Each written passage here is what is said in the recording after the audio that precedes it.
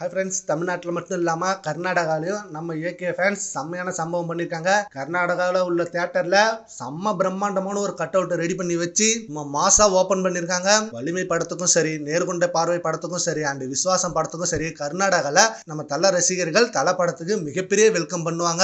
அதை தொடர்ந்து இப்போ ரீசெண்டாக துணி விடாமுயற்சிக்கு சும்மா அதிரடியான ஓப்பனிங் நடந்தது.